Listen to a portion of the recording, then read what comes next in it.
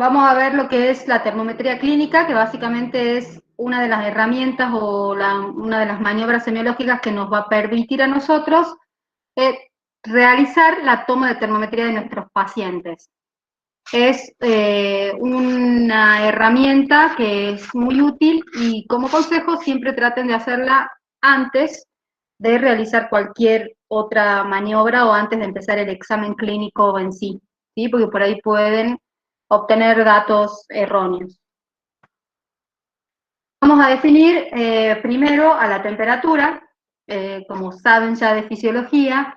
La temperatura es el calor producido por todo organismo vivo y es la forma final irreversible que tienen todos los individuos de eliminar la energía transformada en cada organismo, ¿sí?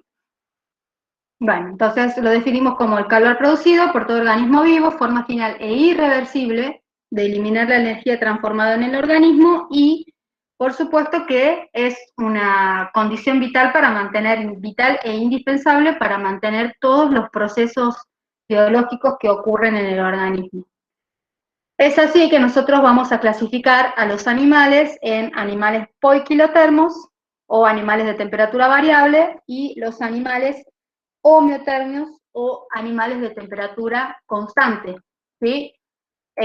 Los animales homeotermos, que son la mayoría de los mamíferos, que son los que son capaces de mantener su temperatura constante sin variar de acuerdo a las oscilaciones que hay en el ambiente, ¿sí? Son llamados los animales de sangre caliente.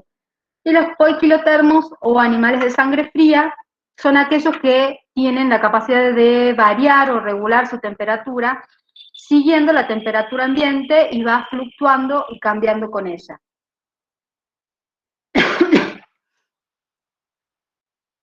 ¿Cómo hace el cuerpo para hacer esta regulación de la temperatura? Todo esto que yo les estoy diciendo ahora es un breve recordatorio fisiológico, ustedes ya deberían saber todo esto, pero lo hacemos como una breve recopilación como para que estén en tema, ¿sí? La regulación de la temperatura es una relación en cuanto a lo que ocurre con la formación de energía y la eliminación, de calor, perdón, y la eliminación, es decir, la relación entre la termogénesis y la termólisis.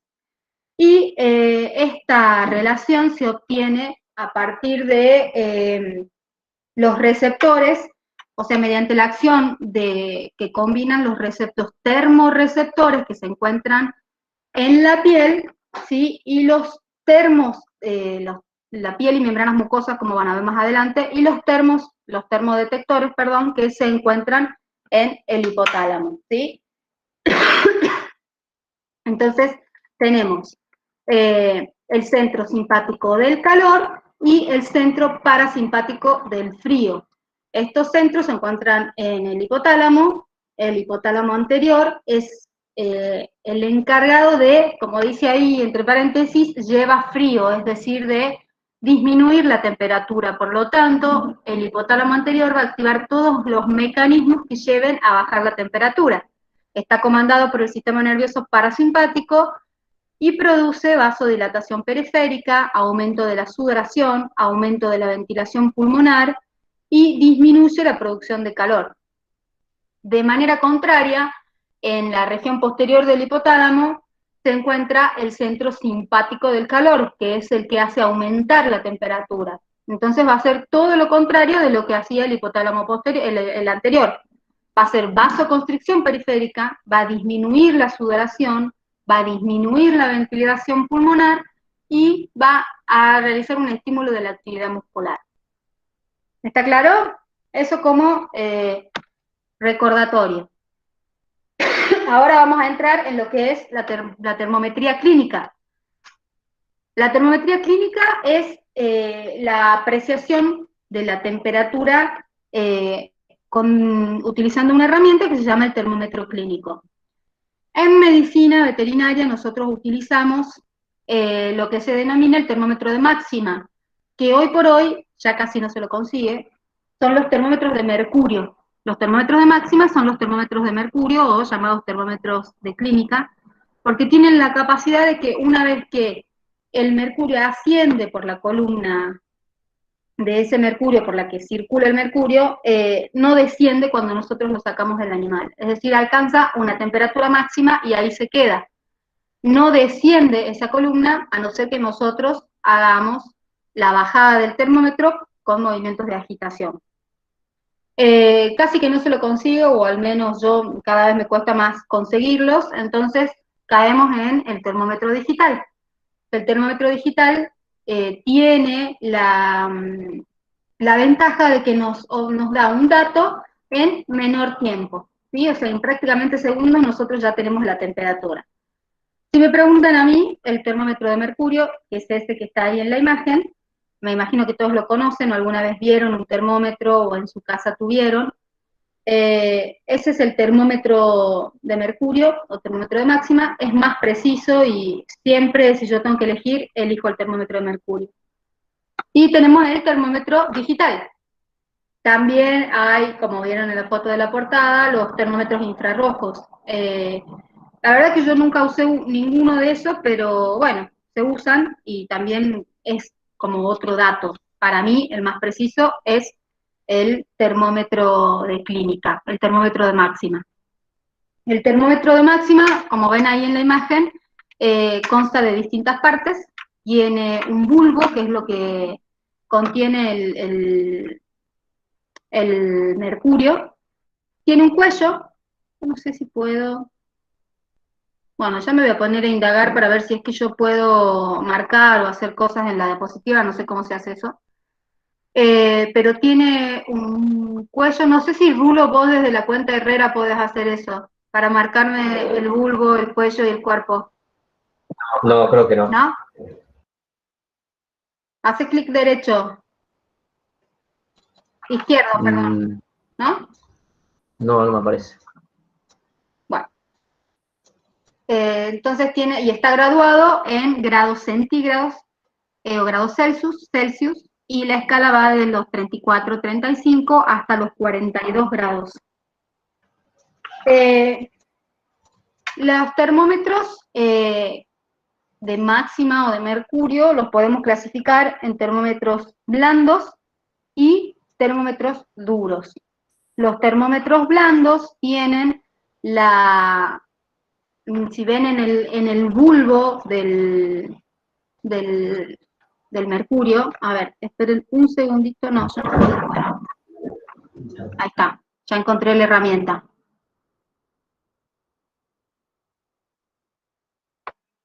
Eso que está acá es el bulbo, ¿sí?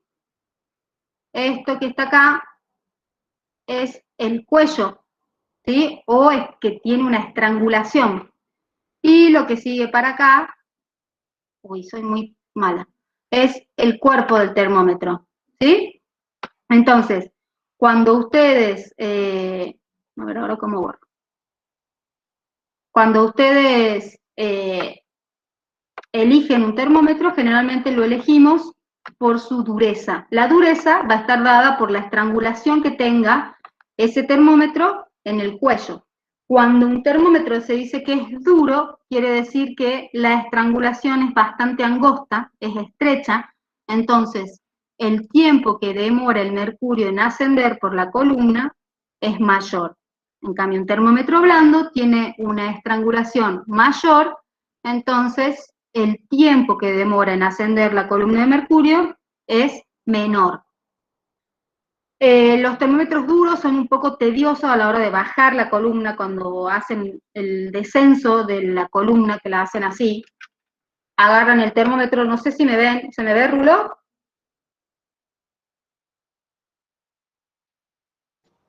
No, no. ¿A mí no se me ve? Sí, sí, Sí, sí se ve. Sí se ve, sí se ve. Bueno, ¿ven que estoy sosteniendo una lapicera en la mano? Sí, profe. Bueno, para hacer el descenso de la columna de mercurio, lo toman del extremo, no del extremo donde está el bulbo, sino del extremo posterior, y realizan los movimientos de sacudida. Con esto desciende la columna de mercurio, ¿sí? ¿Quedó claro la diferencia entre un termómetro duro y un termómetro blando?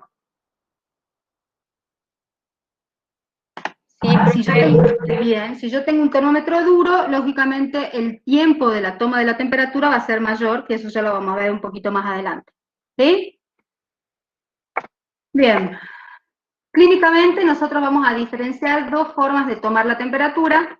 Uno se denomina de forma subjetiva, que es la temperatura externa, y la otra es la temperatura interna. La temperatura externa es la temperatura que nosotros podemos tocar con el dorso de la mano, porque es más sensible el dorso de la mano que la palma de la mano.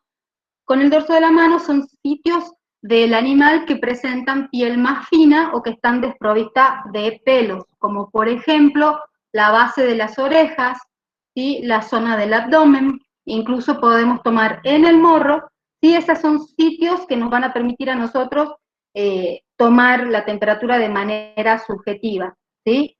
Son zonas de piel fina y desprovistas de pelo. También lo pueden hacer en grandes animales en la base de los cuernos. Y la temperatura interna es la temperatura de la circulación de la sangre, la temperatura es sinónimo de temperatura central, sobre todo la temperatura rectal. Es básicamente la temperatura de la sangre del individuo. Nosotros tenemos 3 sitios para tomar la temperatura. Se utiliza la temperatura rectal, la temperatura vaginal y la temperatura bucal. La temperatura rectal es sinónimo directo de temperatura rectal.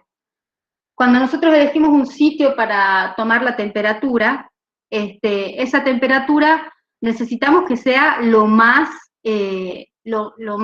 parecida a la temperatura de la sangre, por eso elegimos la rectal. La rectal, el recto, tiene un esfínter que impide la entrada de aire desde el exterior, por eso lo elegimos. ¿Sí? Entonces, una de las condiciones para tomar la temperatura correcta es que utilicemos sitios donde no haya entrada de aire. Entonces vamos a tomar la temperatura rectal. Para realizar la toma ya vamos a ver los pasos en la otra diapositiva, pero la forma de tomar va a depender de la especie. En pequeños animales lo pueden hacer en estación o también lo pueden hacer en decúbito. En grandes animales generalmente se los hace en estación, es lo más seguro. Y la precaución que tienen que tener es, primero, colocarla en el sitio correcto al termómetro. Segundo, que el ayudante o ustedes mismos, si es que están trabajando solos, que sostengan al animal de una manera correcta para evitar no solo lesionarse ustedes, sino que se lesione el animal o que por algún movimiento brusco, por ejemplo, que un perrito que le estén tomando en la camilla se siente de golpe y se rompe el termómetro, se puede lastimar, y si es un termómetro de mercurio, se puede intoxicar, ¿sí? La temperatura vaginal, a diferencia de la temperatura rectal, en el caso de las hembras, obviamente, al no tener la vagina o los labios vulvares no contar con un esfínter, hay una leve entrada de aire desde el ambiente. Entonces, si ustedes van a tomar la temperatura vaginal, tengan en cuenta que va a ser aproximadamente, no es, o sea, que sea así exactamente, pero es aproximadamente entre 0,2 a 0,5 grados centígrados más baja que la temperatura rectal, ¿sí? Entonces, las temperaturas, cada individuo tiene su temperatura normal. Si ustedes van a tomar la vaginal, tengan en cuenta que si un perro está entre 38 y 39 grados centígrados, lo normal, si miden de la vaginal en una perra, y si tiene 37,5, no se alarmen, es porque están tomando de la vaginal. Y la bucal prácticamente no se la usa por precaución, porque el animal nos puede morder, nos puede lastimar y puede incluso romper el instrumental. ¿Cuándo la pueden utilizar? En el caso de que el animal, por ejemplo, esté dormido, sedado, lo pueden hacer. Muchos dicen, no, si le pones un bozal no pasa nada. No, sí pasa, porque hay bozales que no impiden que el animal abra y cierre la boca, la puede abrir y cerrar libremente dentro del bozal y puede morder y romper. Cuando toman, ¿cómo hacemos para realizar la toma? Bueno, esta vez ven en la manga, en caso de bovinos y en el caso de los pequeños animales. Lo importante es que, no estoy muy de acuerdo con la imagen, porque no tanto es importante la elevación de la cola, sino que una persona sostenga al animal desde el abdomen para que no se siente, ¿sí? ¿Cómo hacemos? Vamos a tomar, justo me olvidé el termómetro, así que lo vamos a hacer con lapicera, se los voy a mostrar, pero para tomar la temperatura, recuerden, tienen que cumplir con la primera premisa, hacer descender la columna de mercurio, hacen descender, una vez que la columna ya está descendida, pueden lubricar el termómetro, que lo pueden lubricar con solución fisiológica, con vaselina, con agua, incluso con saliva cuando están en el campo y no cuentan con esos elementos. Con saliva también lo pueden lubricar, poniendo la saliva en la mano, lubricando el bulbo del termómetro. Una vez que lo tienen lubricado y descendido, colocan al animal en posición, introducen el termómetro en contacto con las paredes del recto con movimientos leves de rotación. Una vez introducido, se espera el tiempo de toma. El tiempo de toma va a depender del sitio donde estén tomando la temperatura, ya sea en el recto, en la vagina o en la boca, y también va a depender de lo que les dije antes, que era si el termómetro era duro, blando o era digital. ¿Sí? Cuando hacen temperatura rectal, generalmente con 2 minutos es suficiente. Cuando hacen temperatura vaginal lo deben dejar un tiempito más, y cuando hacen temperatura bucal, 10 minutos cita la bibliografía. Nunca tomé temperatura bucal, pero dicen que es 10 minutos aproximadamente. Y si van a tomar la bucal tiene una gran entrada de aire, entonces es hasta 1 grado centígrado más baja que la temperatura rectal, ¿sí? Tengan cuidado cuando tomen la temperatura rectal de, como primera medida, de que el termómetro esté bien en contacto con la mucosa del recto, porque es lo que nos va a dar un valor real de la temperatura de la sangre, ¿sí? Tiene que estar bien en contacto el bulbo del termómetro para que sea fehaciente la medida. Si ustedes introducen el termómetro dentro de un bolo fecal, eso nos puede llegar a dar una lectura errónea, que generalmente es una temperatura más baja de la real que tiene el individuo. ¿Sí? ¿Alguna duda hasta acá? Sí, acá hay una pregunta que no sé si quedó claro, pero la repito igual. ¿Cuánto era la diferencia de temperatura en la vaginal? En la vaginal hasta 0,5 menos que la rectal, y en la bucal hasta 1 grado menos que la rectal. Después dice, ¿en qué caso se prefiere tomar la temperatura vaginal antes que la rectal? Bien, en el caso que vos tengas, por ejemplo, que tengas una atonía del esfínter, ¿sí?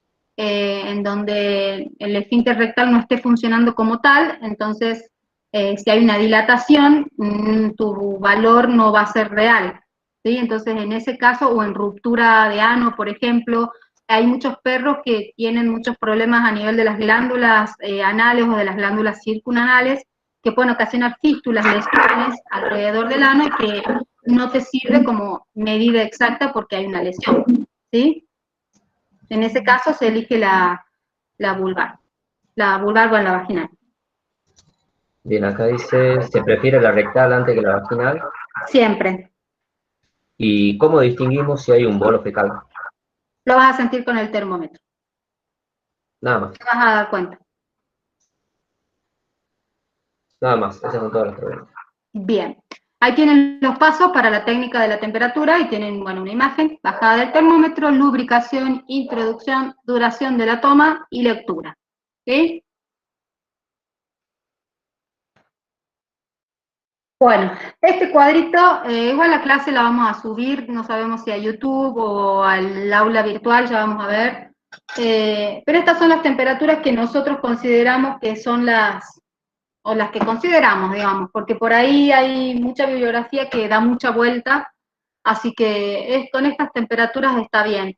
Pueden ver que hay aclaraciones, por ejemplo, en los equinos y en los porcinos, que dice diferencia en los animales más jóvenes. Es simplemente por la tasa metabólica. Siempre los animales más jóvenes van a tener una temperatura un poco mayor.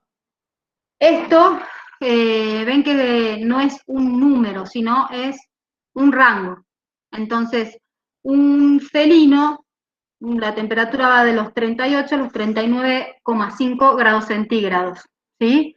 Entonces pueden tener pacientes que llegan al consultorio con 38,1 y también pueden tener pacientes que llegan con 39,2. Es un rango y influye mucho el ambiente, influye el estrés, y hay ciertas condiciones que las tienen que tener en cuenta. Por eso yo les decía que es lo primero que tienen que hacer cuando el animal llega al consultorio. Medir la temperatura, les lleva 2 minutos y siguen con el examen. Eso es un rango, se los digo ahora para que entiendan después lo que viene más adelante, ¿sí? No es que es un número exacto, sino es con rango. Dentro de ese rango que hablamos recién, nosotros vamos a tener variaciones, que algunas variaciones son fisiológicas dentro de la media normal y algunas variaciones son patológicas, ¿sí? Las variaciones fisiológicas ¿eso qué quiere decir? Que dentro de la media nosotros podemos tener aumento o disminuciones que son consideradas normales, ¿sí? Pero dentro de la media de lo que había en la imagen anterior. Por ejemplo, tenemos la especie, sí. ¿Puede hacer clic en ocultar? Ah, ¿qué aparece el coso? Sí, sí, le tapa a los chicos. Sí. No sé si ahora ven mejor.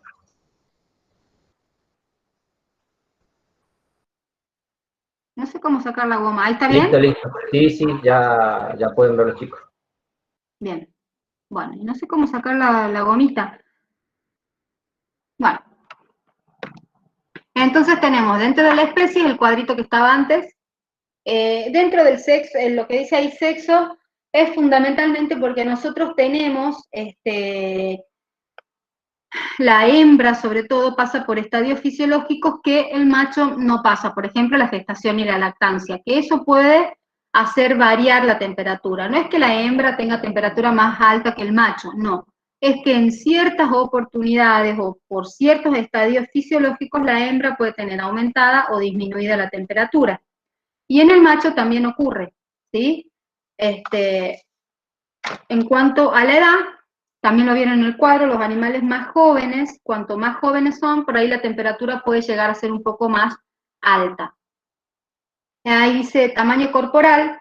En cuanto al tamaño corporal, quiere decir simplemente por la relación que hay en la superficie del animal con la eliminación de calor. O sea, los animales más pequeñitos, o sea, los animales más chicos, si ustedes ven, tienen una temperatura más alta, los animales más pequeños tienen mayor temperatura por superficie corporal. En cuanto a la raza, esto también está relacionado, no solo en los caninos, que por ahí nosotros tenemos razas de temperamento linfático, de temperamento nervioso, o por ahí perros que son un poco más hiperkinéticos que otros, sino también en las razas bovinas, que tenemos las razas británicas, que generalmente tienen la temperatura un poco más elevada en relación a las índicas. Y lo mismo ocurre con los equinos, que por ahí no es lo mismo un animal sangre pura de carrera que un peruano de paso, ¿sí? Simplemente por eso, no es que el peruano de paso tiene la temperatura más baja que el sangre pura de carrera, no. Pero si ustedes hiciesen un trabajo y tomasen temperatura de 100 peruanos de paso y 100 sangre pura de carrera, seguramente van a tener en la media del final del promedio que el sangre pura de carrera tiene la temperatura, no sé, 0,5 más elevada que el peruano de paso. Variaciones nictamerales. ¿Alguien sabe lo que son las variaciones nictamerales? A ver si me contestan. Avísame si alguien contesta, Rulo. Nada todavía. ¿Nadie? Nadie. Sueño, dice uno. Están buscando en Google. ¿Cómo? Están buscando en Google, dice. No, nada de buscar en Google. ¿Al día o a la noche? ¿A eso se refiere? Pregunta. Bueno, las variaciones nictamerales quiere decir que nosotros tenemos, por ejemplo, lo que se denomina remisión matutina y exacerbación vespertina. Remisión quiere decir que es más bajo que la exacerbación, claramente. Entonces, Una remisión matutina implica que los animales tienen una temperatura más baja hacia las horas de la mañana y empieza a aumentar hacia las horas de la tarde. ¿Sí?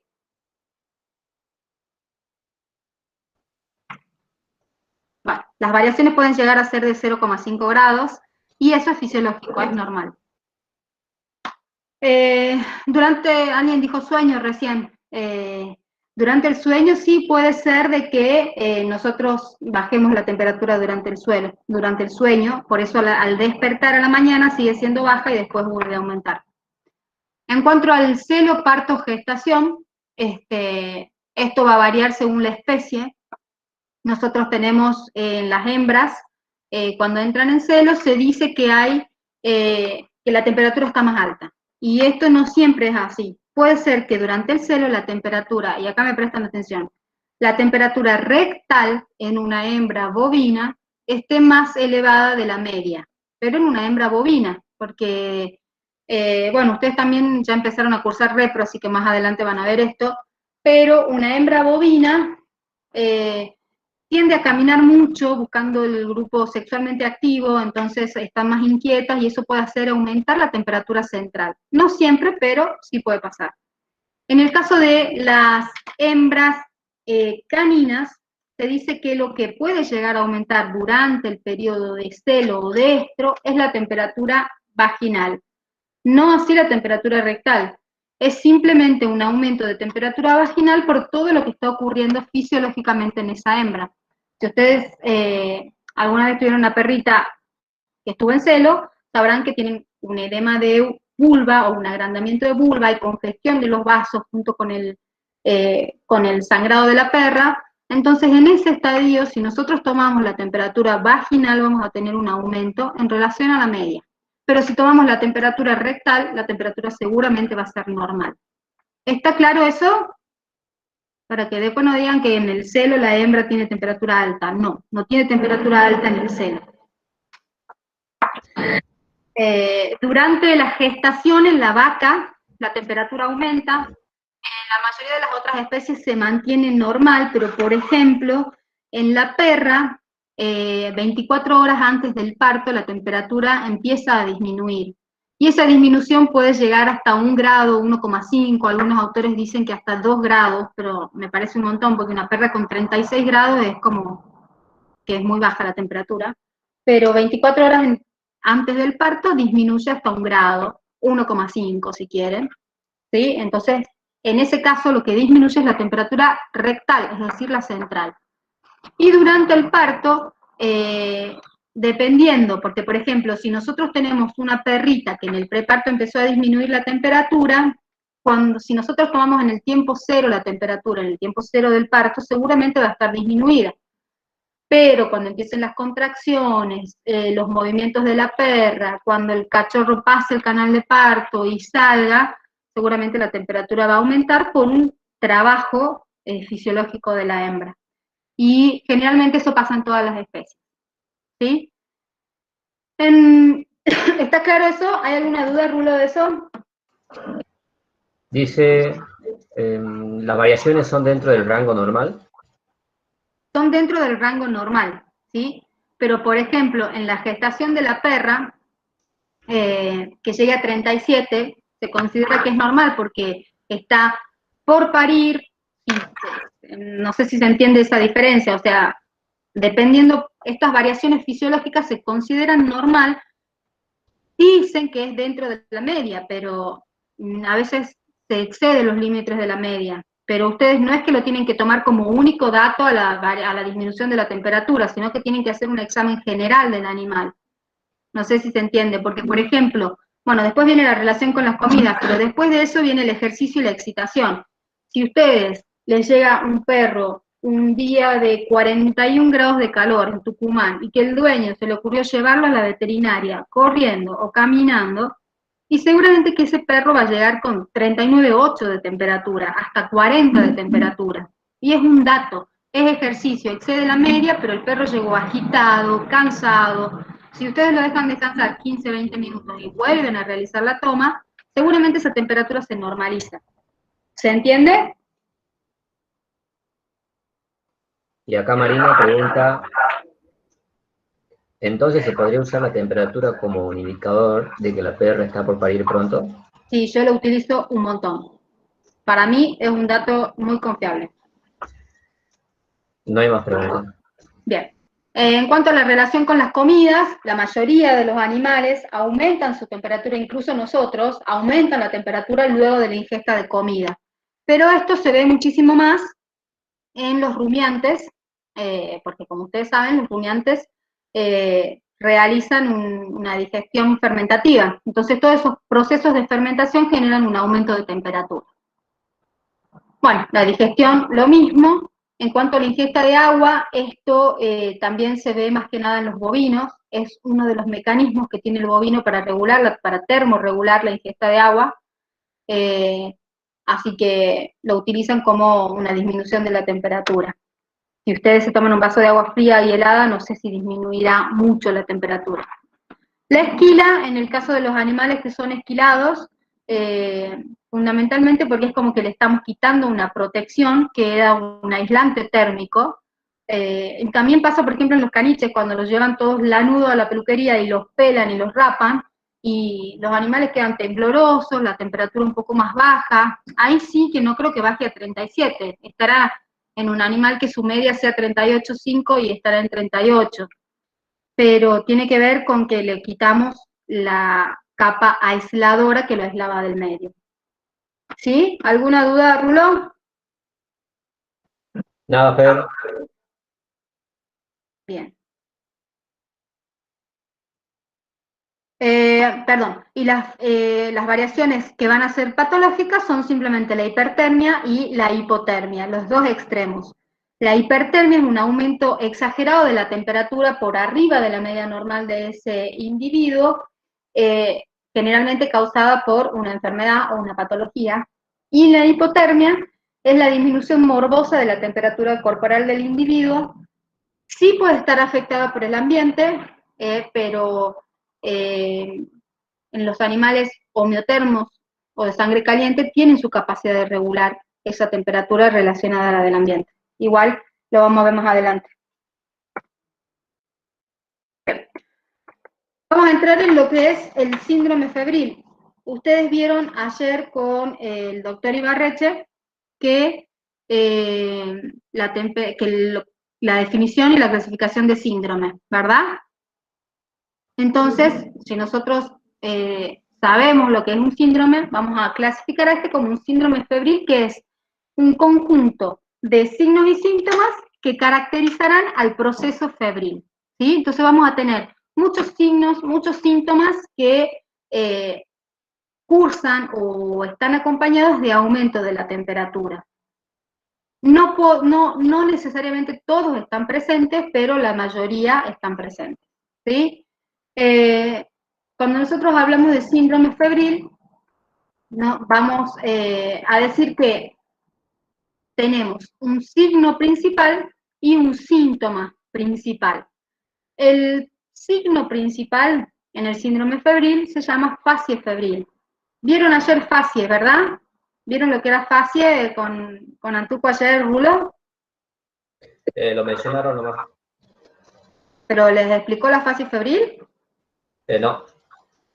Bueno, la facie febril, como saben, facie es la expresión del rostro, y nosotros podemos hablar de facie febril cuando vemos un individuo que presenta, como ese que está en la fotito ahí, la mirada poco vivaz, las orejas gachas, pueden tener enoftalmia, que es los ojitos hacia atrás de la cavidad orbitaria, y el morro seco. Eso se llama facie febril. Y dentro del síndrome febril pasa a ser nuestro principal signo. Y nuestro principal síntoma es la hipertermia, porque la hipertermia, por definición, es el aumento de la temperatura central. Y si yo no lo mido con un termómetro, no es un dato o un signo, es un síntoma. ¿Queda claro eso? Si yo tengo que decir que el animal tiene hipertermia, tengo que tomar la temperatura. Entonces, la hipertermia es el principal síntoma del síndrome febril que se convierte en signo cuando yo tomo la temperatura. Entonces, el primer signo, la facie febril, el segundo síntoma, la hipertermia, que se convierte en signo cuando tomamos temperatura. También vamos a tener, en cuanto a las mucosas aparentes, que es lo que van a ver más adelante con Mati, las mucosas aparentes están un poco enrojecidas, ya van a ver cómo sería la terminología correcta con Mati. En cuanto al aparato digestivo, nosotros podemos tener anorexia, ¿sí? Si ustedes alguna vez tuvieron fiebre o no tienen ganas de comer, anorexia, van a tener disminución de la rumia en el caso de los rumiantes, van a tener, pueden llegar a tener polidipsia, o sea, polidipsia es ganas de tomar mucha agua, puede haber constipación y puede haber diarrea. ¿De qué va a depender que haya constipación o que haya diarrea? Constipación en el caso de que, por ejemplo, el animal que cursa con fiebre puede presentar cierto grado de deshidratación y esa deshidratación lleva a una constipación. ¿Y cuándo pueden tener diarrea? Diarrea generalmente van a tener en aquellas enfermedades que, por ejemplo, un parvovirus canino, ¿sí? En donde cursa con diarrea hemorrágica y aumento de la temperatura. Y entonces, cuando la patología asienta puntualmente en el aparato digestivo, seguramente van a tener diarrea y aumento de la temperatura. Cuando hay diarrea con aumento de la temperatura, tiene un nombre y eso se llama disentería. ¿Está claro? En cuanto al aparato respiratorio, todavía ustedes no vieron lo que es el aparato respiratorio, recién empezamos, lo vamos a ver en unas clases, pero van a tener polipnea térmica. Así se llama, y la polipnea es el aumento de la frecuencia respiratoria, el aumento, digamos, el número de la frecuencia respiratoria, acompañada de una respiración de tipo superficial, ¿sí? Es una respiración como cortita, como... Esa es la polipnea térmica. En cuanto al sistema cardiovascular, el animal seguramente va a tener taquicardia, que es el aumento de la frecuencia respiratoria, va a tener aumento también de la frecuencia de pulso, y también lo vamos a relacionar con las mucosas aparentes, porque las mucosas van a estar enrojecidas, y es un indicador indirecto o directo de cómo está funcionando ese sistema cardiovascular. La frecuencia cardíaca, dicen de que aumenta hasta 10 pulsaciones por cada grado centígrado que aumenta. Y ese también aumento de la frecuencia cardíaca o taquicardia nos va a llevar a un aumento de la presión sanguínea.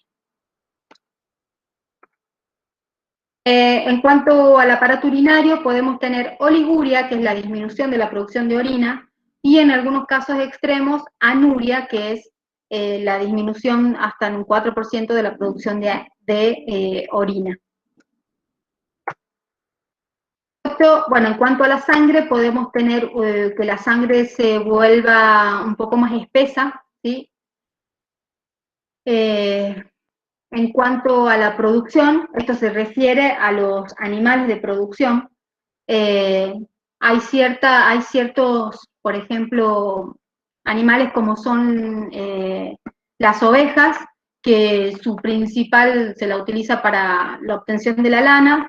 En ovejas que a veces cursaron con fiebre se vio que la lana presentaba estrangulamientos en el periodo postfebril. Ustedes no lo van a ver en la oveja que está con fiebre, no es que van a ver la estrangulación de la lana, sino lo van a ver después cuando ya superó la patología o la fiebre. Entonces, este estrangulamiento de la lana produce una disminución en la producción. También van a tener una disminución en la producción de leche, en el caso de los bovinos de leche, o en las cabras también, y también pueden ver disminuida la producción de huevos. ¿Sí? Todo eso lo van a ver en el periodo post-febril. También, en cuanto a la producción, lo tienen que tener en cuenta porque, por ejemplo, un macho que tuvo fiebre, esa fiebre o ese aumento de la temperatura puede provocar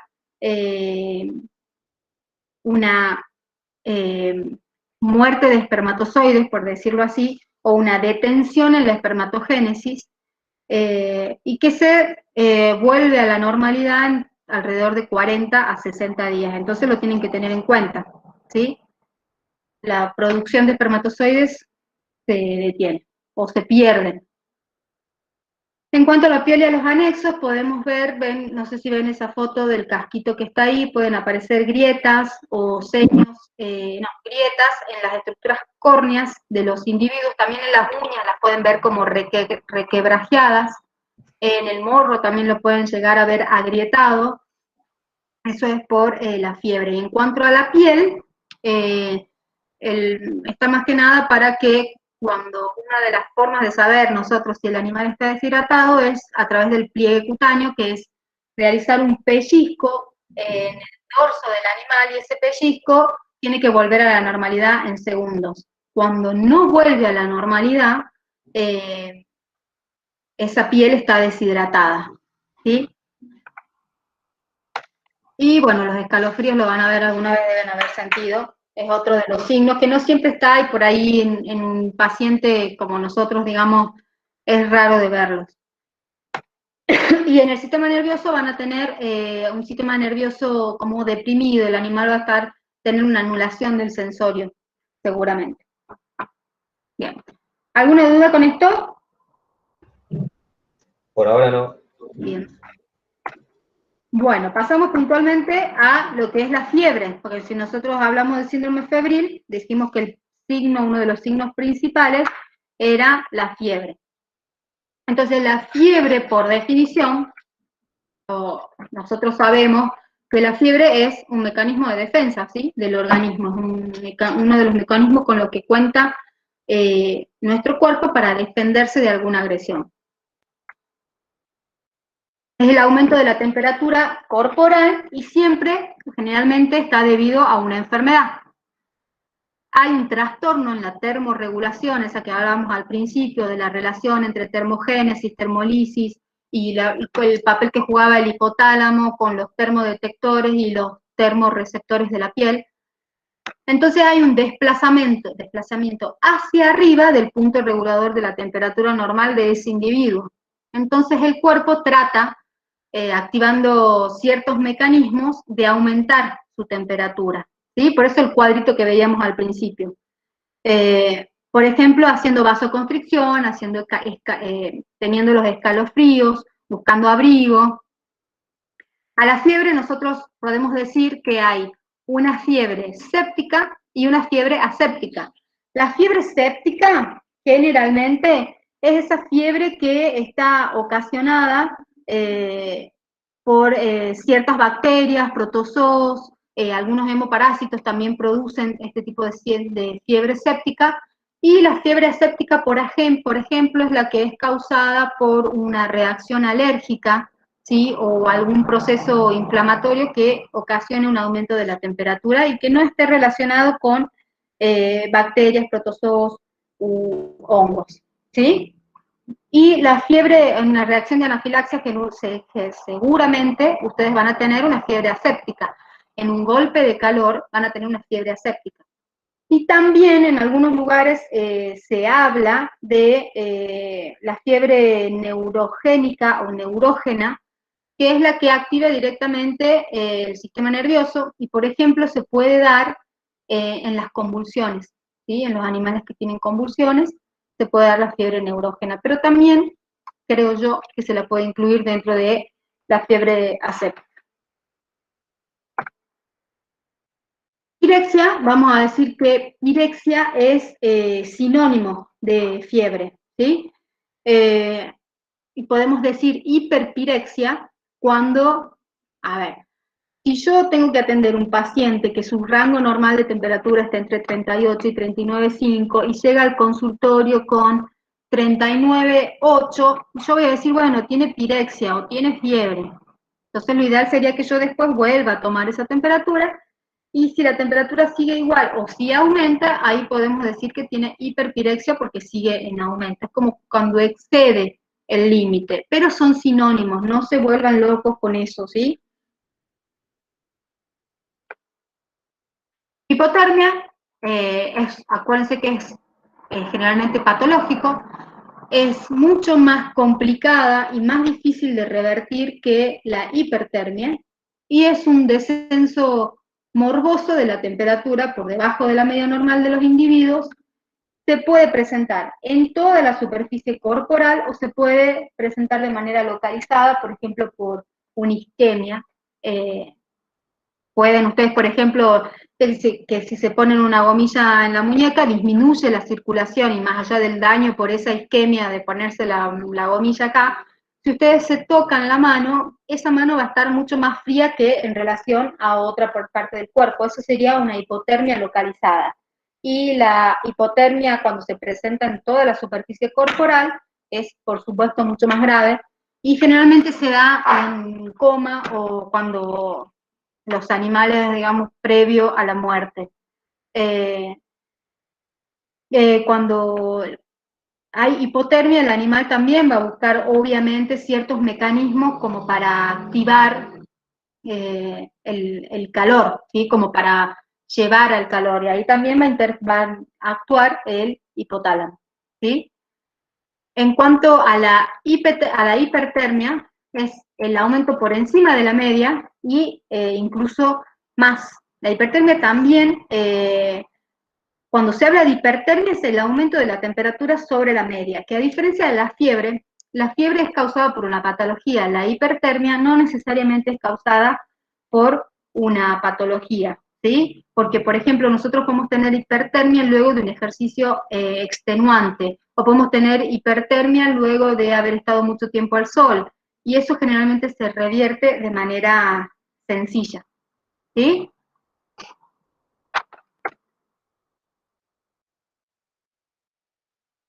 Una pregunta, Fer. Sí. Florencia pregunta, ¿se puede producir una hipotermia luego de una cirugía o eso es otra cosa? Sí, o sea, eso ya es más a nivel médico, que nosotros no vamos a meternos, pero sí, o sea, los anestésicos, el decúbito prolongado, la manipulación, por ejemplo, si nosotros estamos haciendo una castración, por más rápido que lo hagas, vos estás sometiendo al individuo a un decúbito prolongado, a un efecto de anestesia, a una fluidoterapia.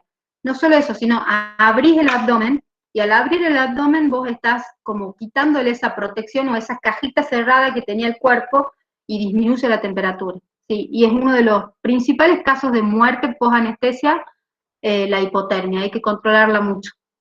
Hay que, por eso, sí o sí, después de las cirugías los tenés que mantener calentitos, tapados, controlados, porque hay veces que la hipotermia se vuelve inmanejable e irreversible. Bien. Profe, dice, ¿el estrés afecta a la temperatura? Y en el gato te podría decir que sí, un gato que llega por ahí estresado al consultorio, recontra maullando, que arañó al dueño, al asistente, a todo el mundo, y sí, seguramente vas a tener un aumento de temperatura, pero un poco más arriba de la media normal, no algo muy exagerado, pero sí puede variar la temperatura. Hacia arriba. No hay más preguntas. Bien. Bueno, vamos a ver los mecanismos. Esto también es fisiología. Siempre digo que la voy a correr a la diapositiva y no la corro. Pero las formas que tiene el individuo, los animales, de disipar el calor y de protegerse, ¿sí?, del calor, de autorregular esa temperatura, son 4, que ustedes ya las deben conocer: radiación, convección, conducción y evaporación. En esta imagen tenemos todas, ¿sí? Tenemos la convección, tenemos la conducción, la radiación y la evaporación. Bien, ahora, ¿cuál es cuál? Nosotros tenemos que la radiación es cuando la energía pasa de objetos más cálidos, por ejemplo, ven ahí que está el Sol, hacia objetos más fríos por emisión de ondas electromagnéticas, ¿sí? Entonces, el Sol, que está a una temperatura muy elevada, pasa hacia el individuo, que tiene una temperatura media de 37 grados centígrados, y en ese proceso es, digamos, la forma de disipar el calor. Después tenemos la conducción. La conducción pasa cuando el calor o esa energía se pierde por contacto directo de la piel con sustancias como el aire o el suelo u otros objetos que están más fríos. La convección es a través del aire, ¿sí? O sea, el calor se pierde hacia el aire que circula alrededor de ese individuo. Cuanto más viento, mayor convección, entonces mayor va a disminuir la temperatura. Y la evaporación es un proceso por el cual el aire pasa del estado líquido al estado gaseoso. Es la emisión de, por ejemplo, en la respiración. Eso era a modo de nada. Bueno, radiación, conducción, convección y evaporación. Les prometo que con esto ya terminamos. ¿Alguien tiene alguna duda, Rulo, para que entremos en esto? Nada, Fer. Bien. Los caracteres de la fiebre son aquellas características que nosotros podemos ver, medir y analizar que nos van a permitir caracterizar a la fiebre. Y decir es una fiebre tal, puedo ver esto, puedo, ¿sí? Para eso nos sirven a nosotros los caracteres. Lo primero que vamos a necesitar para los caracteres es lo que se llama un cuadro térmico. El cuadro térmico, a ver si lo puedo dibujar acá. El cuadro térmico es un sistema de ejes cartesianos en donde tenemos, uy, soy muy mala, que no tengo mouse. Bueno, este sería nuestro sistema de eje cartesiano en donde vamos a tener el tiempo en el eje X, el X, y la temperatura en el Y. Esta es la temperatura y este es el tiempo. El tiempo lo podemos hacer en horas o lo podemos hacer en días. Ahora espero, voy a traer el mouse.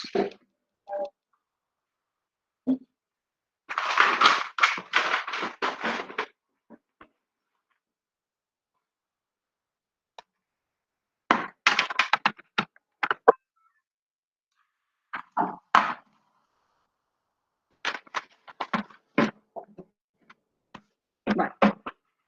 Entonces nosotros vamos a poner en el eje Y, vamos a poner nuestra temperatura y en el eje X vamos a poner el tiempo transcurrido en horas. Este cuadro térmico sería lo ideal que todos lo hagamos en el consultorio cuando llegue un paciente, pero la mayoría no lo hacemos.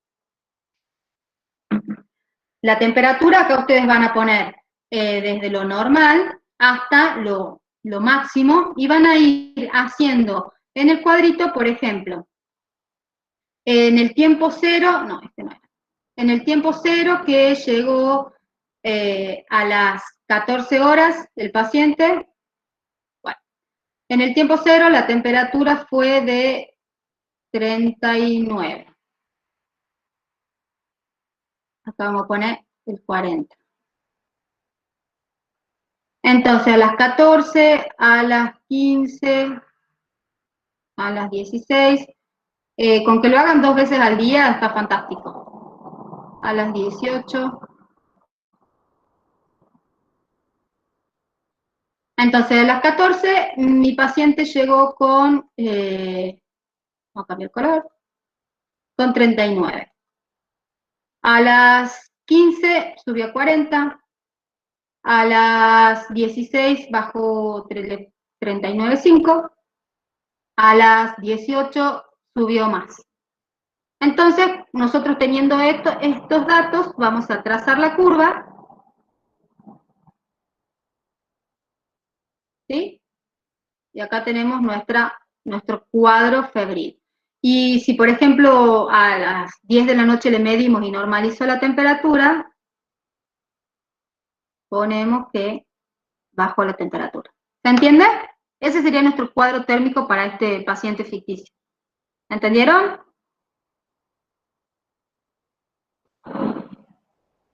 Bueno, parece que sí, Rulo.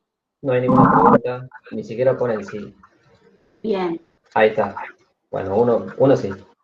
Bien. Bueno, ya teniendo nosotros, conociendo lo que es un cuadro térmico, vamos a hablar de los caracteres de la fiebre. Estos caracteres nosotros vamos a decir que la fiebre tiene una forma de iniciar. Ese inicio del aumento de la temperatura puede ser de forma aguda, es decir, la temperatura aumenta de manera brusca. Estaba bien hace un ratito y de repente lo veo con fase febril, decaído, lo que sea. Toman temperatura, está aumentada. Generalmente esto pasa en las enfermedades infecciosas o en algunas intoxicaciones. Y una iniciación lenta quiere decir que ese aumento de temperatura quizás es poco manifiesto, el dueño no notó nada y de repente lo notó más decaído. Bueno, esa es una iniciación lenta de manera más gradual, que generalmente es una de las más comunes de verla. También podemos clasificar a la fiebre según el grado de aumento de la temperatura.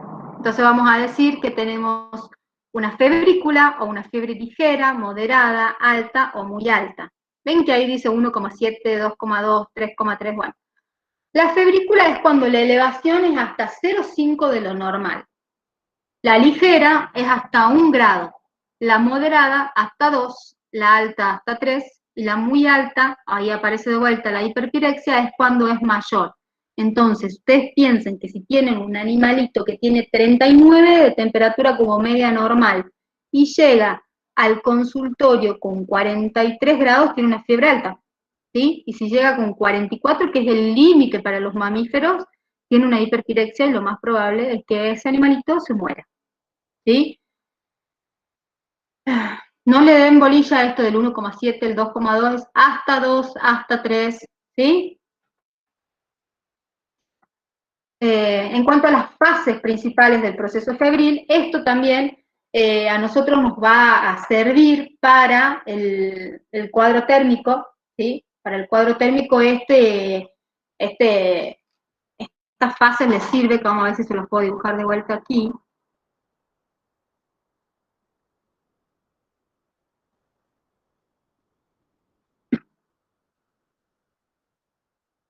Nosotros teníamos nuestro, hoy no.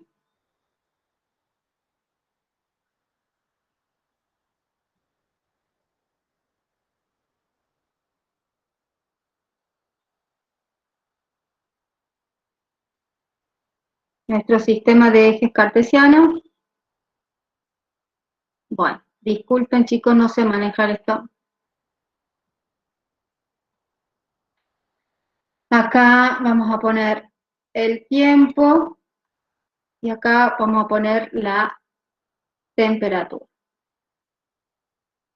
Las fases principales del proceso febril son 3, aumento, fastigio o disminución. Aumento es sinónimo de elevación o de acceso y es esa etapa en la que la temperatura empieza a aumentar y se empiezan a activar los mecanismos como el frío, el temblor, eso que nosotros podemos ver manifestando en el animal. Incluso a veces puede ser imperceptible, ¿sí? Entonces eso se denomina aumento, elevación o acceso. Lo vamos a dibujar con rojo. Entonces nosotros estaríamos acá, el aumento. El fastigio, apogeo o acné es el periodo de máxima temperatura, es decir, a lo máximo que llega el aumento de esa temperatura en ese individuo. Y la temperatura va a permanecer más o menos constante dentro de ese aumento. Y una vez que esa temperatura se mantiene y está estable, es como que el animal empiezan a cesar los estremecimientos antes de la disminución. Entonces, acá nosotros podemos tener un gráfico que sea más o menos así, en donde la temperatura va a ir oscilando, va a estar elevada, pero puede llegar a oscilar, ¿sí? Y eso se llama fastigio. La disminución de declinación o de efervescencia es la disminución de la temperatura, es decir, es la caída de la temperatura. Y dentro de esta forma de disminución nosotros tenemos dos, la terminación en crisis y la terminación en lisis. La terminación en crisis es cuando la temperatura disminuye de manera brusca, tenía hipertermia y de repente no tiene, disminuye en pocas horas la temperatura hacia lo normal. Entonces vamos a tener algo como eso.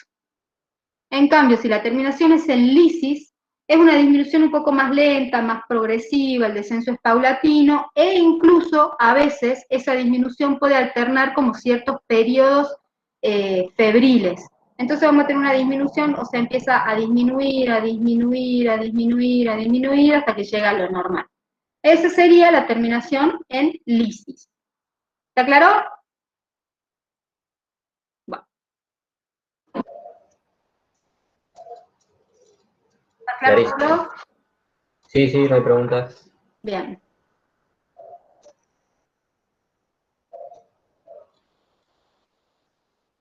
Yo quiero ver a Mati Alvarado con su escritura zurda dibujando como estoy dibujando yo. Matías, más vale que dibujes. Bueno, la clasificación también podemos clasificar a las hipertermias de acuerdo a la duración de ese proceso febril. Entonces vamos a tener una fiebre efímera, es aquella que dura un día, una fiebre corta. Una fiebre aguda puede llegar a durar hasta una semana, una subaguda 20 días, una crónica de 2 meses a años. ¿Sí? Generalmente la fiebre crónica, por ejemplo, se da en la tuberculosis. Y según la terminación, que es lo que vimos recién en crisis o en lisis.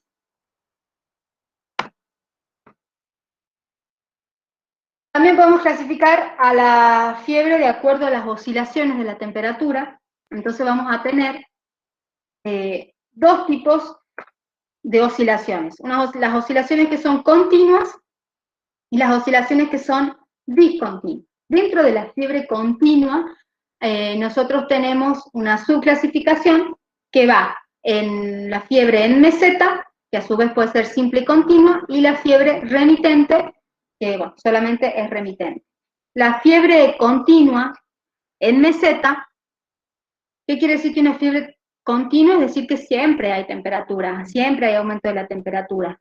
En meseta quiere decir que se mantiene la misma temperatura o casi similar, y esa hipertermia no llega a bajar a la normal, nunca baja a lo normal, ¿sí? O sea, el animal, un perrito que tiene 40 de temperatura, se va a mantener entre 40 y 39,8, ¿sí? Eso sería una fiebre en meseta. ¿Cuál sería la diferencia entre la simple y la continua? La única diferencia es que la fiebre continua dura más que la fiebre simple. ¿Sí? Pero recuerden esto que dice acá. No llega a 1 grado. ¿Sí? O sea, esa disminución de la temperatura es menor a 1 grado. En el proceso que dure, digamos, ese proceso febril en meseta, esa disminución no llega a 1 grado centígrado. A diferencia de la fiebre remitente, en donde la temperatura puede llegar a bajar 1 grado o más de 1 grado, pero ninguna de las dos baja a la temperatura normal. ¿Está claro eso? Les puedo hacer un dibujito si quieren.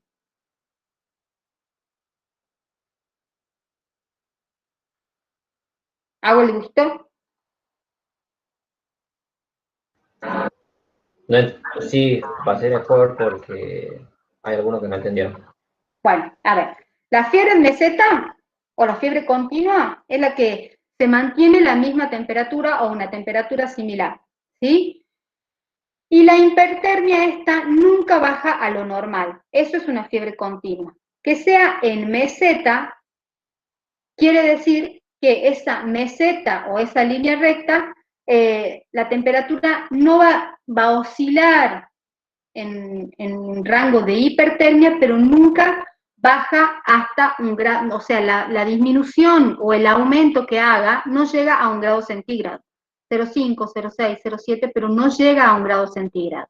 En cambio, esa sería la simple. En cambio, esa sería cualquiera de las dos mesetas. La diferencia entre una y la otra es la duración en el tiempo.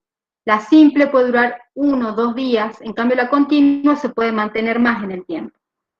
La remitente, la diferencia con la meseta, es que esa disminución de la temperatura llega a 1 grado centígrado o un poquito más, 1, 1,1, 1,2, pero tampoco llega a la temperatura normal. Sigue teniendo hipertermia. ¿Se entiende?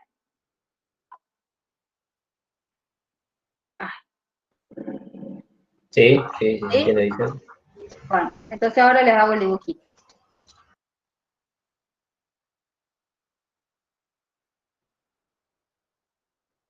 Ya tenemos nuestro cuadro térmico. Bueno.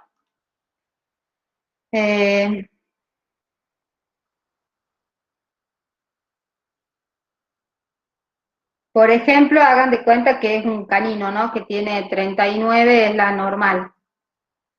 Entonces acá yo voy a poner 38. Y acá el 39.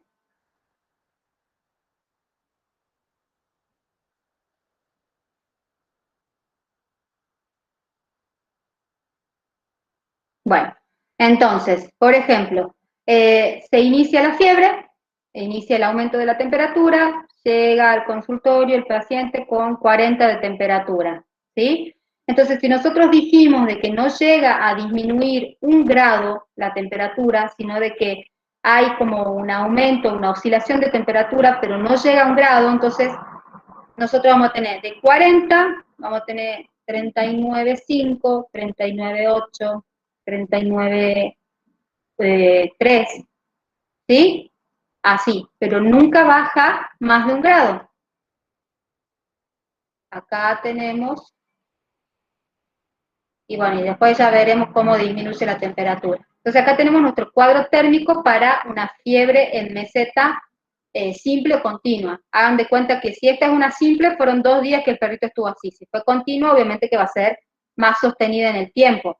Esto va a ser más así, hasta que disminuya. ¿Se entiende?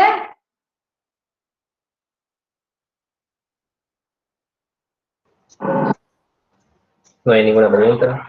Bien. Bueno, entonces esa sería nuestra fiebre en meseta, cualquiera de las dos, continua o... Ya borramos esto. Y en el caso de la remitente, el dibujito obviamente que va a ser el mismo que acabo de hacer, pero la diferencia es que baja hasta 1 grado, entonces nosotros vamos a ir del 40 al 39 o incluso hasta el 38,7, ¿sí? Bien.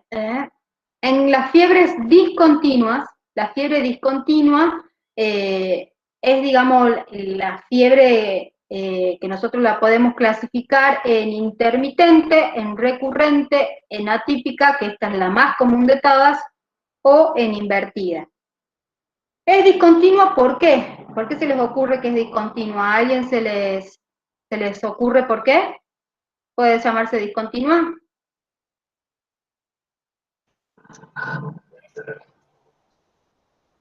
¿Nadie? Nadie se anima. Bueno, nadie se anima. Es discontinuo porque la temperatura, si nosotros decimos que en la continua siempre hay hipertermia, en la discontinua vamos a alternar periodos febriles con periodos afebriles, ¿sí? Entonces tenemos la intermitente, en donde la temperatura baja a lo normal, y son, o sea, la temperatura sí va a bajar a lo normal, y son picos que bajan, que pueden durar 2 o 3 días a la normal, vuelve a subir, o sea, no se guíen de los números porque si no tengo que borrar todo de vuelta, se hagan de cuenta que acá hay un 38, por ejemplo, pero sería, o sea, después de la iniciación, fiebre, baja la normal, fiebre, baja la normal, fiebre, baja la normal, ¿sí?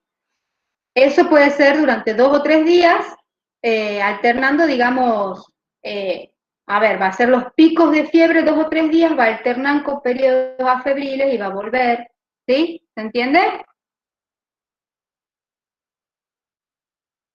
Bueno, espero que sí. No hay ninguna. Bueno, esa sería entonces nuestra fiebre intermitente. También tenemos la fiebre recurrente o recidivante, en donde o sea, la temperatura también vamos a alternar temperaturas que van a ser altas con temperaturas normales, ¿sí? Esos aumentos de temperatura alta, digamos, o sea, las temperaturas altas van a ser más prolongados, pero cuando el animal tenga un periodo de fiebre normal, si estuvo 12 horas con 40, va a estar 12 horas con 38. ¿Se entiende? O sea, los aumentos de temperatura son prolongados y se mezclan con periodos afebriles que también son prolongados. ¿Se entiende? Sería algo como así. O sea, aumenta la temperatura, fiebre por un día, baja la temperatura, temperatura normal, un día, sube, igual, baja, igual. ¿Se entiende? O sea, los tiempos son iguales. Tanto la duración de los periodos febriles como afebriles son iguales. Sí se entiende. ¿Cómo? Sí se entiende. Bien. La fiebre atípica o fiebre irregular es la más común de todas, es la que nos pasa a nosotros, la que nos pasa a la mayoría de nuestros pacientes, y quizás eso tenga que ver con que la mayoría no hace un cuadro térmico, así que estaría bueno empezar a hacer un cuadro térmico, pero básicamente sigue un curso irregular. Uy, no sé qué hice. Ahí está. Sigue un curso irregular, no tiene un patrón de tiempos de duración de baja tantos grados, sube tantos grados, no. Es más bien, lo quería dibujar y no encuentro, es más bien algo así. Fiebre, baja, fiebre, baja, fiebre, baja, ¿sí? O sea, es irregular. Y la fiebre invertida, ¿qué habíamos dicho de las variaciones noctamberales nosotros? Que teníamos lo que se llamaba remisión matutina y exacerbación vespertina. Entonces, generalmente eso, si nosotros lo tenemos que graficar, si decimos que tiene temperaturas bajas a la mañana y que aumentan hacia la tarde, sería algo como esto. Ese sería, digamos, una variación nictameral normal. Y acá obviamente que volvería a bajar. En este caso sería al revés. O sea, sería...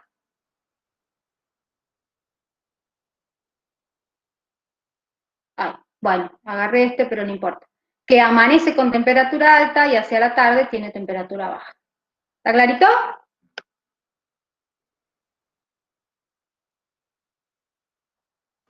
Sí. Perfecto. Bueno, esa era la última diapositiva, me parece, ya me fijo.